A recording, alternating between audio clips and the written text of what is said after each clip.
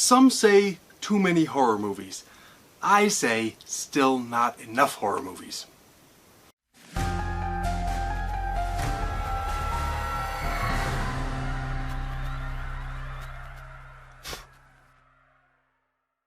I'm back, and as promised, it's time for me to review one full year worth of horror movies from HorrorPack. 1 year ago, I treated myself to the DVD and Blu-ray HorrorPacks, and over the course of this last year, I've been opening them up here on this channel, but I have not reviewed them because, as of the time of opening them, I hadn't seen most of the films yet. At the 6-month mark, I did review the first 6 months worth of movies from HorrorPack, and now I'm going to continue that tradition by reviewing the first year.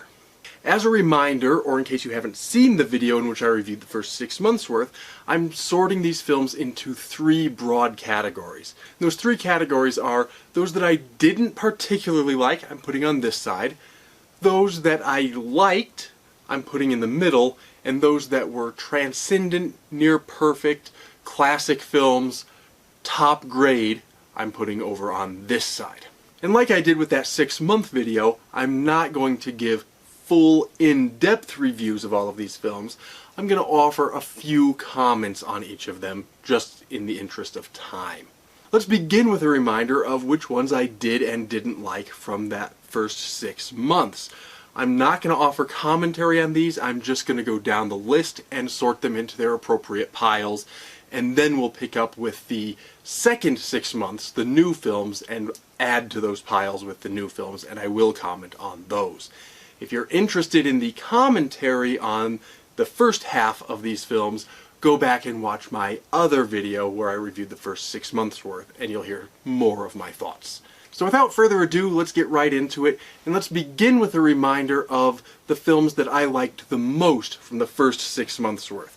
And those are Jack Ketchum's The Lost, Satanic Panic, Yummy, Truth or Dare, Unsane, The Odds, The Dead Room, Z, The Boat,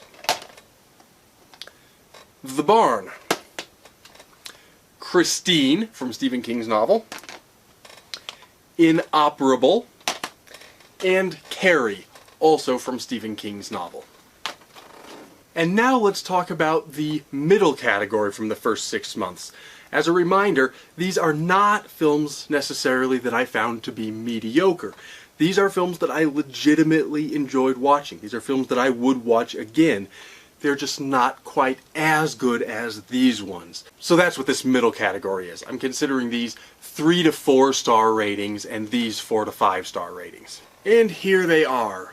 For this middle category we have Slasher.com, Clowntown, Carl, Patient Zero, The Conjuring, The Conjuring 2, and Annabelle from the Conjuring franchise, Mega Shark vs. Mecha Shark, Betsy, The Body Tree, Ouija 4, Scream at the Devil, Frankenstein, this is the BBC production, Dead Dicks, Lights Out, The Devil's Whisper, Dark House, which is a triple feature, also including Grave Secrets, The Legacy of Hilltop Drive, and Empty Rooms.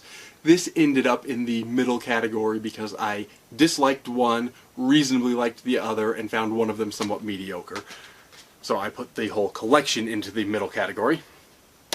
And then we have Dead Ant, Bloodline, Night Shift, Mother Krampus, actually about Frau Perchta, A Cadaver Christmas, Prey, The Devil in Us, The Domestics, Crazy Too Crazy,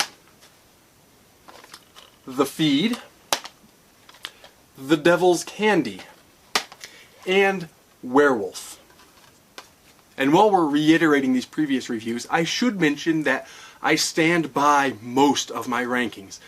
A few of them have drifted up in my estimation, and a few of them have drifted down in my estimation, just depending on my mood, changing attitudes, different thoughts.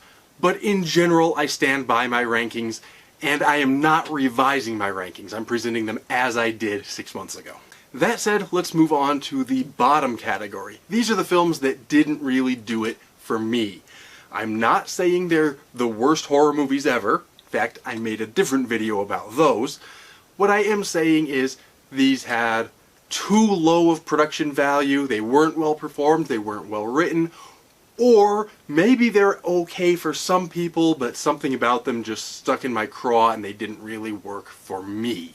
And I'm also not saying I hated these films, I'm just saying these are the ones that I probably wouldn't watch again. And fortunately, from the first 6 months, there were relatively few of them. And those are Lake Fear 2, The Bad Nun, Shortwave, Flatliners, the remake, not the 80s film, The Lady in Black, The Music Box, Anna, not to be confused with Annabelle, Hellacious Acres, The Case of John Glass, and Paranormal Island. And now for the moment we've all been waiting for, let's move on to the new reviews from the second 6 months worth of HorrorPack offerings. In order to pick up where we left off last time, we are going to look back at the March 2021 HorrorPack. And the first of those films is this one, ABCs of Death 2. The premise of ABCs of Death and ABCs of Death 2 is 26 different directors, each representing a different letter of the alphabet, present a short film depicting a method of death beginning with their associated letter. Now, the thing of this is, these are 26 short films crammed into the space of one feature-length film, which means there's not a lot of room for depth. The characters are typically not very well defined, the plots are simple, and typically hinge on simply some horrific, sometimes humorously horrific, and sometimes just horrific method of somebody dying. Because this is a collection, some of these are, to be frank, fairly atrocious films. Some of them are actually quite good films, and most of them are somewhere in the middle. Worth a watch, maybe not super memorable, maybe worth watching more than once. As such, this will be the first addition to the middle category. And next up was The Attic, starring Elizabeth Moss. This is the story about a family that move into a new home, and Elizabeth Moss's character starts to have these visions of somebody who looks exactly like her but seems to be evil. And we're never quite sure throughout the film whether she's losing her mind because she's the only person who experiences these visions, and in fact the other characters call her sanity into question. We're also not sure whether maybe something supernatural is actually going on. I'm not going to say this is an entirely original story, because it's not. However, it does take some twists and turns, some predictable and some that'll catch you off guard, and it makes a fairly tired story seem fairly original. And because it's exquisitely acted, this will be my first new addition to the top-rated category. Next up is Chop. This is a horror comedy. This is about a guy who is kidnapped by somebody who blames him for something that he has done in the past, but nobody ever says what it was. And in fact, the victim of this kidnapping doesn't recognize his captor and doesn't know what it was that he did. And as the story goes on, the tortures get more and more intense, and he's trying to figure out who this guy is and what he did to this person in order to deserve all of this stuff. Honestly, I don't really know what to do with this movie because, objectively speaking, it's not a great film, but it's not trying to be. It is trying to be an over-the-top and outrageous horror comedy with lots of gratuitous gore and silly horror comedy kinds of situations. It certainly doesn't belong in the bottom category. I spent a lot of time going back and forth between the top two categories, the mid category, the I liked it category versus the I loved it category. I finally settled on the top category simply because the ending, which I will not spoil, is one of the best endings I have seen to a horror comedy of this type. Next up is Crow. This is the story of a tribe who live in some woods, and there's an evil developer who's going to come in and level part of these woods in order to build his dream home. So this is the setting for the conflict, and there's some supernatural elements. This Crow character ends up being the protector of the woods against this evil developer. Honestly, this one did not do it for me at all. For one thing, I'm tired of that plot. The evil developer moving in against nature-loving indigenous or druids or squatters or people who happen to be living in the woods, or however it's framed, is a very tired story. It was occasionally interesting, but it is long past the point of being interesting anymore. Furthermore, much of the acting in this film is terrible. Not all of it. There are a couple of good actors, but they certainly aren't good enough to carry the weight of many of the bad performances in this film.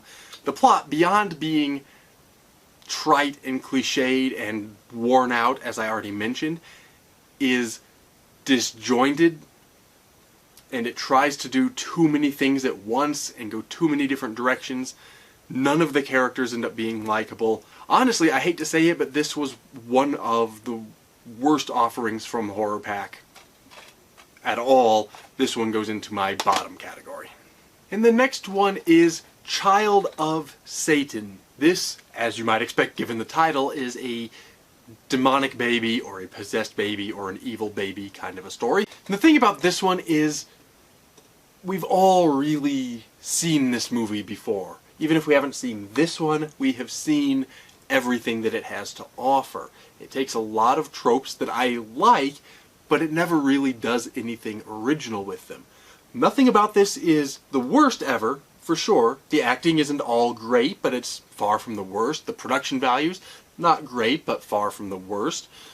The thing of it is, though, even though parts of the plot are withheld from the viewer enough that we don't see the ending coming right away, there's still really just nothing original here. We've seen everything that it has to offer done better, so I'm also putting this into the I didn't really care for it category, although this one is better than some of the others that I've put into that category. I'm putting this sort of to the top of the lower category. And next we have Critters Attack. This is the newest offering in the now cult classic Critters franchise. And I'll be the first to say this is not as good as some of the earlier Critters movies. And I'll also be the first to say the Critters movies aren't exactly great cinema, but they're a lot of fun. I like the Critters franchise, and I liked Critters Attack. It has everything that I wanted. It has some great horror violence, it's got some good kills, it's got some horror comedy, it's got practical special effects rather than overdone CGI. This is a throwback to the creature features of the 1980s, and I love it for that. I'm putting this one into the top category. Next we have Killer Movie. This is a slasher film that takes place on the set of a reality TV show, which allows it to do pretty much the same thing that any other slasher does, but it's a unique enough setting that it makes it somewhat interesting. It's reasonably well performed, the production values are reasonably high.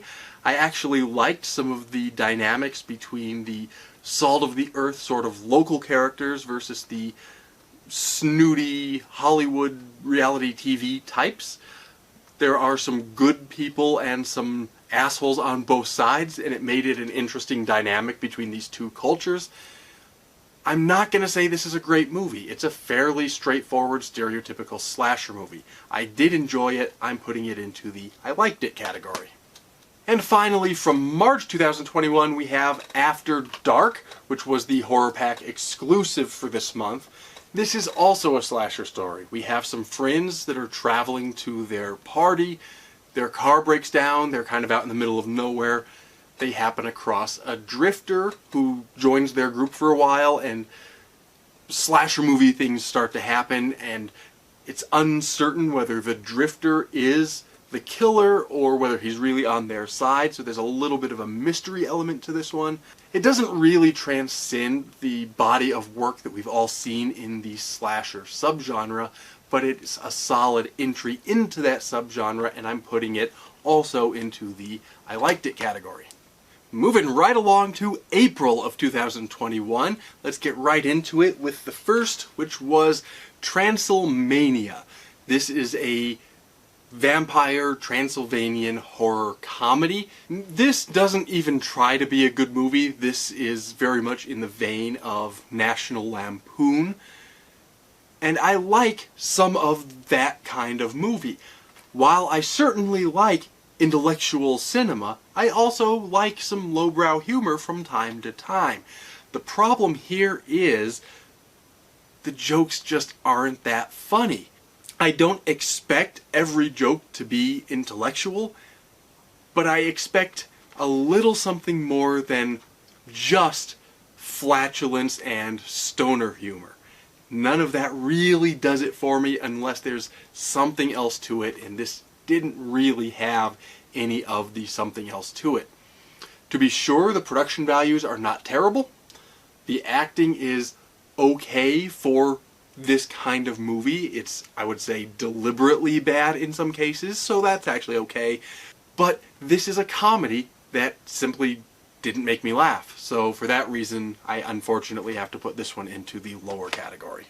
Next we have Blood Orgy of the She-Devils. This is a 70s movie, and it looks it.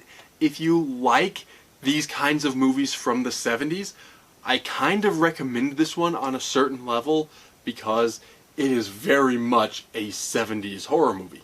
The problem here is, well, actually there's a couple of problems. To be sure, this is not a great movie. I don't expect great movies from these 70s schlocky horror movies. This one is particularly bad. The plot doesn't really do much for me. The characters are not very well drawn, so there's not a lot going for it in terms of cinematic quality. But I don't necessarily expect cinematic quality from a movie called Blood Orgy of the She-Devils. Here's the problem. If we're going to have a bad movie that's so bad that it's good and it's going to become acceptable and it's going to become fun to watch, it needs to amp up all of those B-movie kinds of elements. And it seems like this one does. It's called Blood Orgy of the She-Devils. The problem is there's not much blood, there are no orgies, there are no real she-devils. This is a witches' coven movie in which really not a whole lot happens. This one also didn't do it for me. For me, I'm putting it into the lower category, although those of you who have a particular love for the cheesy 70s movies might want to check it out anyway. And next is this one, The Co-Ed and the Zombie Stoner. A minute ago, when I was talking about Transylmania, I mentioned that stoner humor doesn't really do it for me. That's not my kind of humor. Some sophomoric humor can work for me, but I'm not a part of that culture. I don't get it. Doesn't work for me. Works for some people, not for me. To each his own. So I had very low expectations for a movie that actually has stoner in the title. But I gotta say, I was surprised. As much as I expected Transylmania to be more my cup of tea, because I like vampires more than I like stoners, the fact of the matter is, while still objectively a terrible movie, and it's supposed to be, this one is better put together. This one has more heart, more genuine laughs, and more, frankly, more fun to watch than Transylmania, or indeed many horror comedies. I, much to my surprise, actually am going to put this into my top category. Next we have Slaughterhouse Rules, another horror comedy. This one is a Simon Pegg and Nick Frost movie, and y'all know I'm a fan of those guys. I expected to like this one a lot, and I did like this one. This is a boarding school gone wrong. There's some shady stuff going on there, and there end up being monsters attacking people. So there's a lot of fun stuff here. It is a horror comedy. It does have some good horror elements and some good comedy elements. It does give you some good gore as well as some good laughs. The thing of it is, though, this doesn't stand up to the other Simon Pegg, Nick Frost movies like Shaun of the Dead. This is a good movie, but it's not as good as those. Those two actors, though both in the film and both giving excellent performances in the film, never really play off each other the way that they did so well in some of the other movies. And the plot takes a little too long to get where it's going in this case, so I'm putting this into my middle category. I genuinely liked it, but it's not quite as good as some of the others. And next we have Trick. This is a slasher movie in which a masked killer comes back every Halloween and starts killing people again. It sounds familiar, and it is familiar, but I would not call this a ripoff. I would call this more of a tribute or homage to the slasher movies of the 80s, particularly Halloween, but also a couple of other ones. It does feature all of the tropes we know and love from that genre. It does them well, and it also has a couple little twists and turns that'll keep you guessing and maybe deliver some surprises by the end. This is a very well made picture, and this one actually goes into my top category. Trick is an excellent film. Next we have The Last Exorcism Part 2. I had seen and loved The Last Exorcism. In fact, had it been a HorrorPack movie, it would have easily gone into my top rated category. It's a found footage exorcism movie. This one, I'm not going to offer any spoilers. I'm not going to tell you too much of the plot because that would indeed spoil the first film as well. But this one picks up where the first one left off. However, this one is not a found footage movie. It is a good movie, but it's not as good as the first one. It doesn't have the je ne sais quoi that made the first one stand out amongst all of the other exorcism movies. This one fits more in with all of the other exorcism movies. It's a good entry into the subgenre, but it does not transcend the subgenre and goes into the I liked it category. Next, we have Resident Evil Degeneration. This is a CGI Resident Evil movie. I'm just going to jump right in and say I did not like this as much as some of the live-action Resident Evil movies or some of the video games. And I have to say, CGI movies don't bother me in the way that CGI effects in live-action movies bother me, but the characters in CGI-only movies still sort of seem to inhabit the uncanny valley for me a little bit, and I find that a little bit distracting. So, until I got used to it, which was relatively fast, it was a little bit hard to get into, but once I got into it, it told a good story. Certainly not a transcendent story, basically just another Resident Evil story, but if you like Resident Evil, you'll certainly like this one. I do like Resident Evil, and I did like this one, and I put it into the I liked it category. And finally, from this month, we have Muck. This is the HorrorPack exclusive, and this stars Jacqueline Swedberg, who was Playboy Playmate of the Year in 2012, as well as horror legend Kane Hodder. This, again, is a slasher movie, and a reasonably well done one. The plot is interesting, it's well performed, it has everything you want from a slasher movie. Again, nothing super original. The best thing going for this film is the casting. I might have almost put it into the top rated category because the casting was so good and it has some great slasher moments, some great kills. However, there's also some nonlinear storytelling that I found somewhat distracting, weakened the film a little bit, ended up putting it into the middle category. I did genuinely like it. Moving on to the May of 2021 HorrorPack movies, we begin with this one, Rise Blood Hunter starring Lucy Liu. This is a vampire revenge story. And I have to say, a pretty good one. It's well acted, the production values are high. Despite a good, exciting start, it does take a little while to find its footing, so it's not a perfect film, and honestly doesn't really add a whole lot to the vampire revenge story that we haven't already seen. But it's certainly worth watching, certainly worth re-watching, especially if you like vampire movies, or if you like Lucy Liu, or, as is my case, I enjoy Lucy Liu's movies and vampire movies, so this is right up my alley. I liked it, and I put it into the I liked it category. Next up is Teeth and Blood, another vampire movie. However, while I found Rise to be a worthy addition into the genre, Teeth and Blood fell rather flat for me. This tells the story of essentially vampires run amok on set during a shoot of a horror movie, which is something that I should like. The problem here is this takes way too long to get where it's going. Now, I don't mind slow burn horror movies. In fact, there are some others that I'm going to be reviewing today that are certainly slow burns, but I thought were excellent films. In this case, though, by the time anything happens, most audiences are going to find it too little too late, because it's not so much a slow burn as it is just, unfortunately, not to be too blunt, but it's wasted time earlier in the film.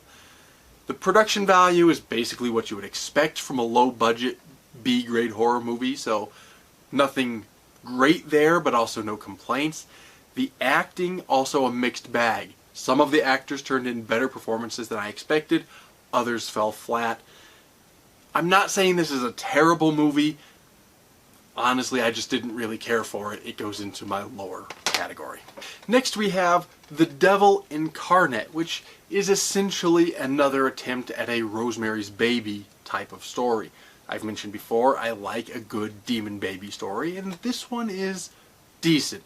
It's certainly not perfect, but the dynamics between the characters are interesting and do a lot to drive the plot forward. Occasionally, it tries to go in too many directions at once and it becomes a little bit muddled as a result of the dynamics between those characters, but it usually regains its footing fairly quickly. I'm not going to call this a great film, but I did like it. It goes into the middle I liked it category. Next we have The Rake. This is based on the creepypasta creature, The Rake, which is an interesting looking monster, and in fact, the monster in this film is reasonably well designed and looks pretty cool. I like the monster here. The problem with this one is the film never decides whether it wants to be a creature feature or psychological horror. I don't mind if there's ambiguity early in the film as we wonder, is there a real creature? Is this an insane character? Is this something else? I think that kind of ambiguity can be quite productive in a horror movie, but at some point the film needs to decide what kind of movie it is. This one tries to have it both ways all the way through the movie, and rather than ambiguity that I think can be productive, it ends up landing just in confusion, which I found unproductive. I thought this had a lot of promise, but it didn't quite live up to it. This one also, unfortunately, I'm putting into the lower category. Next, we have 47 Meters Down. As you might guess from the cover, this is a shark movie. What's basically happening here is some people are going shark watching. They're in a shark cage underwater and there are sharks around. Interesting thing. I'd actually like to do that myself at some point, except I live in a landlocked state and don't travel very much. In any case, something goes wrong. Their cage ends up 47 meters down and detached from the boat. They're down there with their scuba tanks, there are sharks all around them, they're running out of oxygen, they're trapped. They need to try to find some way to get back to safety, and that's the premise of the movie. What I like about this one is, even though it is a shark movie, and I've said before, I think as much as I like a good shark movie, there are too many shark movies.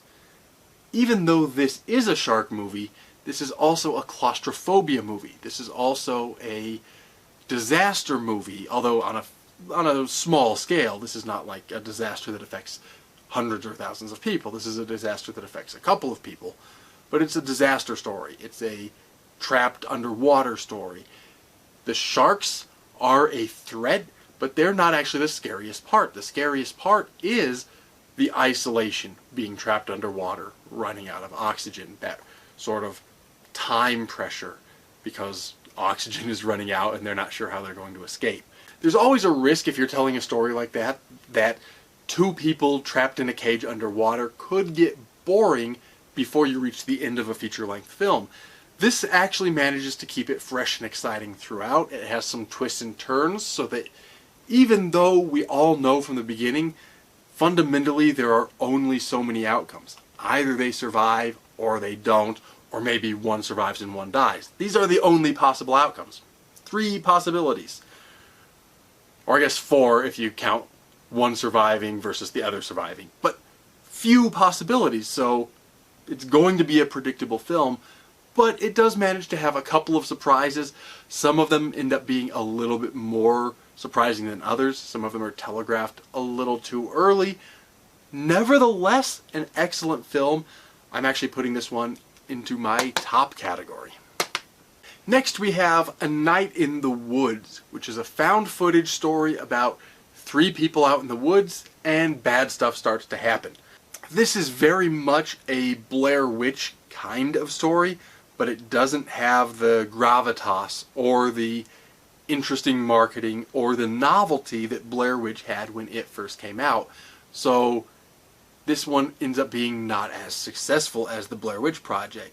It could still be a good film, even though it's not going to be transcendent like the Blair Witch Project was. The problem here is the characters, all of them, ended up just being not particularly likable and not particularly interesting.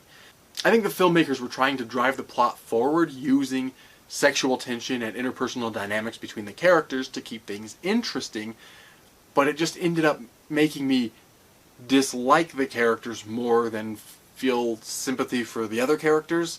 And that same problem applies to each of the characters as the others act negatively toward each other. I'm not saying there's nothing going for this film, but unfortunately this was another one didn't really do it for me. Goes into my lower rated category. Next we have The Ascent.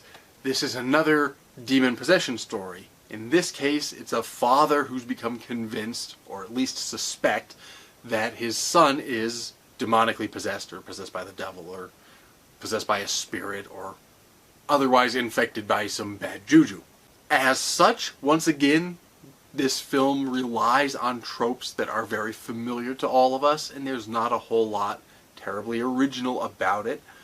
It does take a couple of interesting twists and turns.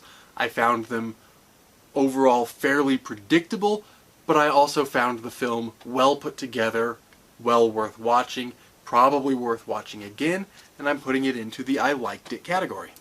And finally, for this month, the HorrorPack exclusive was a film called Ashburn Waters. This was a film I hadn't heard about before the HorrorPack arrived. I did end up somewhat liking this. This is a slasher movie.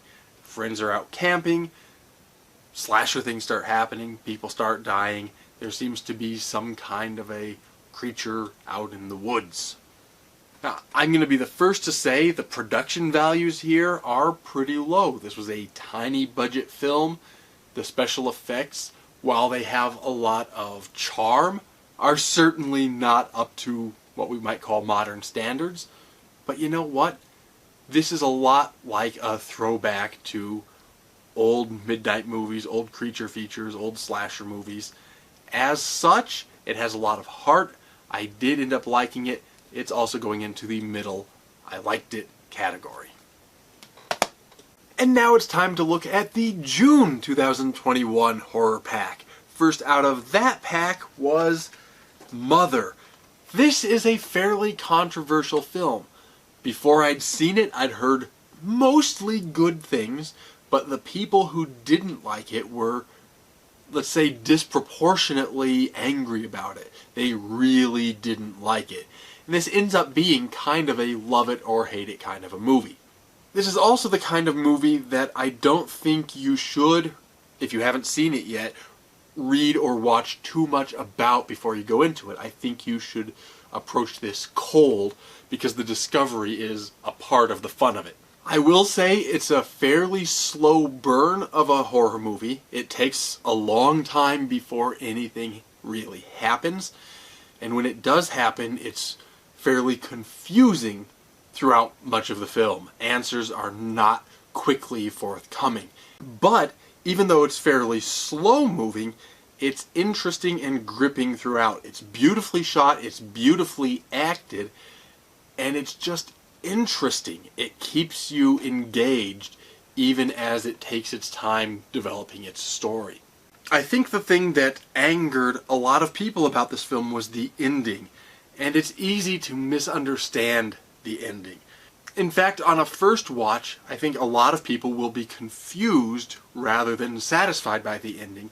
But once you reflect on it a little while, I think a lot of people come to realize what the writer and director, that's Darren Aronofsky, was trying to do with this film. This is not just a straightforward horror movie, this is allegory. And it's actually a fairly interesting allegory. I'll be the first to say, it took me a minute to understand what was happening.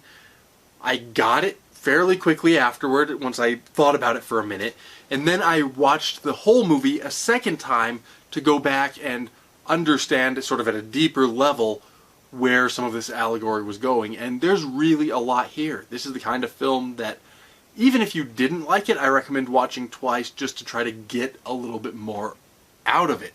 I did like it though. A lot of people didn't like the ending.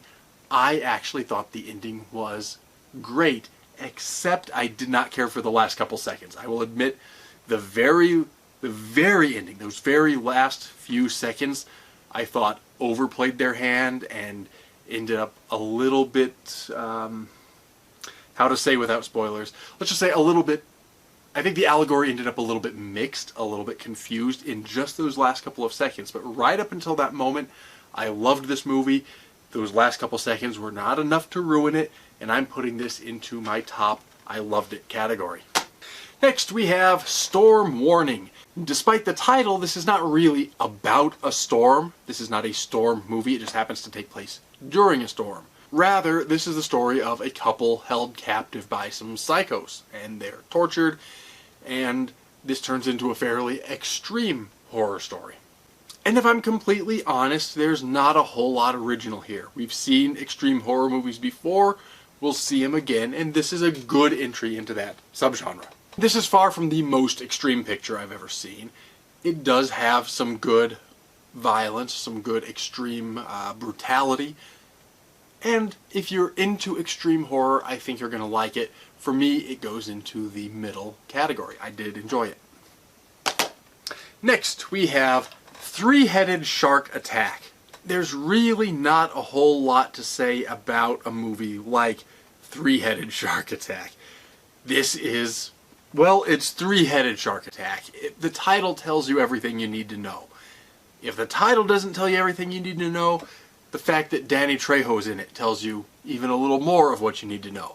This movie is not meant to be a great movie, it's meant to be fun, and it is fun. In fact, as not good as it sounds on an objective level, it's actually even a worse movie than it sounds. But also, as fun as it sounds, it's maybe even a little more fun than it sounds. So, if you're in the mood for a movie called Three-Headed Shark Attack, you're not going to be disappointed by this one.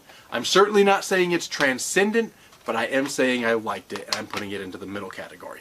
Next is Cheap Thrills, which, if we're completely honest, isn't necessarily so much a horror movie as it is sort of a thriller slash dark comedy.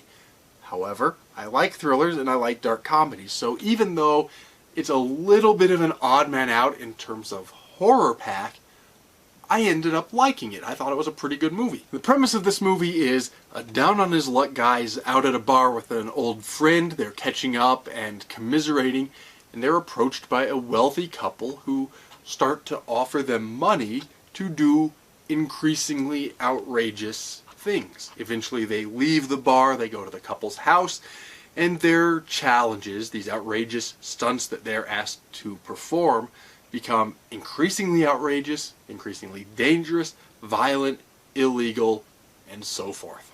Now, this isn't exactly a comedy. It's not a straight comedy. It's not only a comedy, but there's actually some pretty good dark humor to it. There are also some pretty good thrills here. This is a well put together story. It really hangs on the quality of the acting. The entire cast did an excellent job. I think Pat Healy in particular is an excellent actor who probably doesn't get as much attention as he deserves. I actually just saw him in another film called We Need to Do Something, based on the Max Booth novel, which I also recommend. I'm not going to call this one of my favorite films. I'm going to put it into the middle category, but I did really like it. I thought it was an excellent film. Next we have Child's Play, the original Chucky movie. I almost don't need to give a review. The premise, as we all know, is Chucky is a child's toy, a doll, possessed by the spirit of a serial killer. And the doll starts killing people. This is a great self-aware slasher story. I've always liked the Chucky movies, and this is the one that started it all. It's going straight into the top category. I do love the Chucky movies. Next up is Gwen. This was a Shudder original film. This is a period film. It takes place in 19th century Wales. It's beautifully shot and well acted, and it's a fairly interesting story, although it's very slow. It's certainly bleak and it's interesting throughout, but it takes a long time for anything to happen, and honestly not a whole lot ever happens. This is not the kind of horror story that I was expecting. I think in a lot of ways it's reminiscent of The Witch, except in The Witch we actually get the horror elements, whereas in Gwen we just get bleak elements. I think I need to re-watch this one because I'm struggling to decide how to place it. On some level I liked the movie, and I want to put it into the middle category. However, I did not think of it as a horror movie. As a horror movie, I want to put it into the lower category. So I'm going back and forth a little bit. I'm going to put it into the middle category, but with the caveat that this is more of a bleak story than a scary horror story. So as a horror movie it would go into the low category, but if I broaden my horizons a little bit, and if we broaden our criteria a little bit to just apply to, is it a good movie in general, in that case I think it deserves the middle rating. Next we have Spare Parts. This is an interesting kind of a premise. We have sort of a cult or a fringe society. They're living in this sort of junkyard, and they're doing basically arena gladiator style battles. They capture this female rock band, and they remove some of their limbs and replace them with edged weapons and then force them to do combat. That's an interesting premise, and for sure there's a lot of gore and there's some good effects in here. The problem is the plot just doesn't really ever go anywhere. There's not enough gore, let's say, to compensate for the fact that the plot lags behind. The acting is pretty good, the effects are pretty good. Unfortunately, it just there's nothing really here. There's not enough fun to compensate for the lack of depth or gravitas. This one, unfortunately, I'm putting into the lower category. And finally, for this month, we have The Poltergeist Diaries, which is the exclusive for this month. This is a faux documentary or a mockumentary. Not a mockumentary in the comedy sense, but a mockumentary in the fake documentary found footage kind of genre in that sense. This is about a guy who moves into an isolated cabin and then disappears, and the documentary is about trying to piece together the evidence and some found footage. There's some genuinely creepy stuff going on in here. I think the found footage and the faux documentary format works well for this. The problem is all of the good creepy stuff comes fairly late into the film. It's very front-loaded with, frankly, exposition. I think the faux documentary format, interviewing people and doing that kind of exposition, has its place, but I also think this just ended up being too much exposition and too little action. The film felt a little, let's say, unfocused. It wanders in too many directions before it really gets where it's going. So unfortunately, I didn't really care for it. I think maybe if I were in the right mood for it, I would like it a little bit more. For now, I'm hesitantly putting it into my lower category with the understanding that I'm going to try rewatching it again at some point to see if, in more of a suitable mood for it, if I end up liking it any better. But for now, unfortunately, one of the lower rated ones. We now move on to July of 2021, and the first of those films is Scout's Guide to the Zombie Apocalypse. Again, a horror comedy. This one I quite liked. It has a lot of heart. These scouts and the interpersonal conflicts between them and their friends ends up being fairly standard coming-of-age story kind of stuff, but told with a lot of heart. And along with all of that, we have some pretty good zombie action. This is just a fun film, a lot of humor here, but also some good zombie violence, some good gore scenes. A lot to like about this movie, and I'm putting it into my top-rated category. Next, we have The Relic. This is a creature feature about a monster loose in a museum, sort of creeping through the shadows of the museum and picking people off one by one. In terms of plot, this is nothing terribly original. It's a very good, standard creature feature monster story. The creature is well designed and well executed. What really makes this film, though, is the acting, which is top-notch. There are a few characters in here that really kind of make the film and end up pushing it just over the edge into the top-rated, I loved it category. Next we have Circle of Eight, and this is an odd one.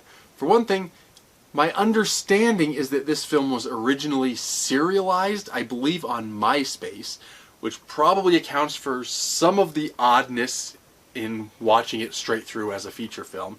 This was also produced by, of all companies, Mountain Dew. So this is a movie made by the Mountain Dew people.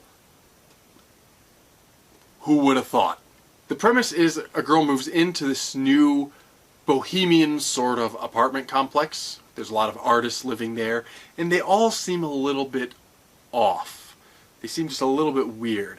And then people start dying, or maybe they don't, and nobody believes her when she sees these people dying, and she's questioning her sanity, and people are questioning her sanity, and a lot of weird things are happening. This is a film that I think could have been great if it were put together with just a little bit more sophistication, but even as is, I think there's a lot going for it. I think there's more subtlety here than people think. I think a lot of people complained about the ending. They didn't understand the film, but I think that particularly if you were to rewatch it, or if you were to reflect on the film and go back through all of the details, I think you might pick up on some things that would tell you essentially what it's really all about. And I think it's interesting what it's really all about, which I'm deliberately being vague to not spoil anything. I'm putting this into the middle category because it's a very flawed film. There's some odd stuff about this movie, but I think there's something there beneath the surface, and for that reason I did end up liking it. Next is Red Eye. This is a Wes Craven movie, and even though it's by sort of horror royalty, it's more of a thriller than a horror movie. The premise is Rachel McAdams' character gets on an airplane, she's flying home, but the guy sitting next to her is sort of holding her hostage in a subtle sort of way on the airplane and insisting that she play a role in an assassination plot. A lot could go wrong with a film that takes place almost entirely just between two characters sitting next to each other on an airplane. That could get old really fast. Except, as you might guess with Wes Craven's name on it, the filmmakers knew what they were doing. They ended up creating an excellent thriller. Again, not really a horror movie, but a very good thriller, and I'm putting it into the top category as well. I loved that one as well. Next, we have Case 39. Renee Zellweger stars in this one as a social worker. She's assigned a new case of an abused young child, and she rescues this child from her abusive parents just before they're going to kill the kid. But then things start to get darker, and it starts to seem like maybe these murderous parents were actually onto something. Maybe this is actually an evil child. It's a very well-told story. Not perfect. There are certainly some flaws here.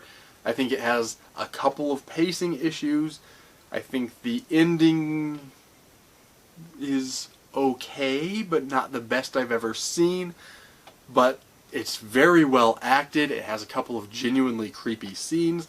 I'm going to go ahead and, again, I was sort of debating between these two, top versus middle category. I'm going to go ahead and put it into the top category.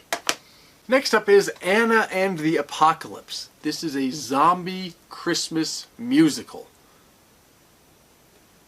As a zombie Christmas musical, we expect certain things out of this movie. We expect some good zombie violence, and it has that. We expect some good music, and it has that.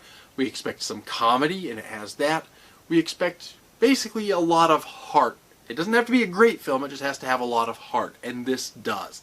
The biggest flaw, I think, with Anna and the Apocalypse is, while the music is good, and I enjoyed it while I was watching it, the music is not all that memorable. It's not catchy. It doesn't get stuck in your head like the really great musicals do. And I'm not the first person to point this out, but I think that hurts it a little bit, but it doesn't hurt it enough to keep me from putting it into my top category. This, I think, is going to become an annual Christmas tradition for me. Next, we have Resident Evil Vendetta, another of the CGI Resident Evil movies. I don't really have a lot to say about this one that I didn't already say about the other one. The CGI is not really my thing, but it doesn't particularly bother me. The stories are fairly standard Resident Evil fare. If you like the franchise, you'll probably like this one. I think I liked Degeneration a little bit more than Vendetta, but they're both pretty good, and I'm also putting this into the same category, the middle category. I did like this one as well. And finally, Scream Test is the exclusive, starring Felissa Rose. This is an interesting one. This is about a scream queen who's lost her voice, so she's on a retreat, and people start dying in ways that are reminiscent of her movies. So it's a slasher movie about a slasher star, but it's also kind of a whodunit. This is a isolated group of people. People are dying, and we're not sure who's responsible. So this is a murder mystery and a slasher movie. It's not the best put-together movie. It's certainly low budget, and it shows. But especially with Felissa Rose in the lead, it has a lot going for it. If you like murder mysteries and or slasher movies, I think you'll like this one as well. I'm also putting this into the I liked it category. And finally, coming right down the home stretch, we're going to look at the August 2021 HorrorPack movies. That's the most recent month. It's now September, but I don't have the September packs yet. First out of the August pack was The Ring, the American version. And there's not really a lot I need to say about this. It's become a modern classic. It's a story of a haunted or cursed videotape. I only wish I had it on videotape instead of DVD, but even still, it goes into the top-rated category. Next is Automaton Transfusion. This is a tough one to rate. It's a low-budget zombie movie, very low budget. It has a lot of heart, but the production values actually really hurt it in this case. This is not one of those where you can totally forgive the production values. There's not a whole lot original about it. It's fairly standard zombie fare, and honestly, I'm going back and forth between the middle and low category. I think the movie itself might have made it into the middle category, except the copy that they put on DVD is letterboxed in such a way that The aspect ratio is manipulated in a funny way, so regardless of your screen size, the film ends up taking up a much smaller space of your screen. Because of that, in addition to the flaws, I think that kind of nudges it downward a little bit, and I'm putting it into the lower category hesitantly. Next is The Demolisher. This is a vigilante revenge kind of story. I like vigilante revenge movies. This one does have some good scenes of violence, which I like, even though it's a fairly low-budget film, but those are punctuated by long stretches in which nothing really seems to happen, and it ends up feeling like a sort of disjointed film. I think it could have been good if the screenplay had been given another revision, but as it stands, this one also didn't really do it for me. I put this one also into the didn't really care for it category. Next we have It Came from the Desert, a giant ant movie. I like giant ant movies, and I liked this one. To be sure, this is not a serious movie. If you're looking for serious films, even as giant insects go, this is more of a comedy than it is a horror movie. But it's got some reasonably funny moments. This is not sophisticated humor, people. This is very lowbrow humor. It's the kind of humor I really shouldn't like, but if you're in the right mood, it just has that je ne sais quoi that will tickle your funny bone. So let me put it to you this way. If you're in the mood for the kind of movie in which you watch a giant ant chug a keg of beer, belch, and then kill somebody, because that happens in here, if you're in the mood for that, you're going to like this one. I put it into the I liked it category. Certainly not a transcendent great movie, but a good fun watch nonetheless. Next up is The Devil Inside. This is another demonic possession story or an exorcism story. It's advertised as inspired by true events, which I'll get to in a second, and it's also advertised as the film the Vatican doesn't want you to see.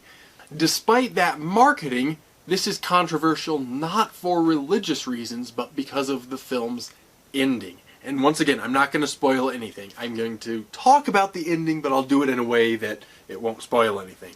The way this film ends is it comes to an abrupt ending, let's say. I'm not going to say exactly what that is. I'm not going to say what's resolved or what isn't resolved. It just comes to an abrupt ending. And following that abrupt ending, some text comes on the screen inviting the viewer to visit a particular website to learn more about the situation. This is a documentary found footage style, so as a documentary might, it invites the viewer to visit the website to learn more. Well, a lot of people didn't like that. Personally, I think the ending itself, the abrupt ending, was okay, but I think that link to a website was a misstep. I don't think that ruined the movie, but I don't think it was a good idea, for a couple of reasons. First, that's playing into the based on true events or inspired by true events marketing. This is not based on any specific true events or even supposedly true events. I'm not getting into the is possession real kind of thing. The fact of the matter is these characters and these events are entirely fictitious. It's inspired by true events in the sense that it's inspired by the same collection of a handful of true possession and exorcism stories that have inspired pretty much every other exorcism movie. So that link in the credits was a little bit heavy-handed into the marketing, and I didn't really care for that. And second, the link is now actually dead. If you exercise some Google foo, you'll be able to find what was there, and it was basically just the movie's website. So I didn't like that, but I actually didn't mind the ending of the film itself. It was a fairly standard possession story. I think the faux documentary format served it well. A couple of genuinely good scare scenes. I'm putting it into the middle category. I did like this one. Next up is Come True. This is a kind of sci-fi horror story about a young girl, I believe she's 18 years old, and she's enrolled in a sleep study to try to deal with the nightmares that she's been having. It's a very stylized film, and that's not going to be to everybody's liking, and it's a slow burn, and that's not going to be to everybody's liking. But I quite liked this film, and one of the things I really liked about it is this is an explicitly Jungian horror movie. I think it plays with Jungian ideas in terms of the meaning and contents of the human unconscious in a lot of interesting ways. I think the stylized elements, while they're not going to be to everybody's liking, served that sort of Jungian narrative very well. In fact, the film even has the names of Jungian ideas as chapter headings for the various segments of the film. I am essentially a Jungian, not 100%, but I like a lot of Jungian ideas in psychology, and I really liked this film. I was surprised by how much I liked this film, actually, but it's really good, super creepy, very interesting, particularly if you're interested in psychology, if you're interested in psychoanalytic theory, or if you're interested in Jung, you will definitely want to watch Come True. This one is going into my top category. I loved this movie. Next is Cloverfield. I assume probably most of you have either seen this or at least know about it. This is a found footage kaiju movie. I think it's also an excellent movie. When it came out, it was a little bit controversial. Some people really liked the found footage storytelling, and some people found the shaky camera work to be almost nausea-inducing.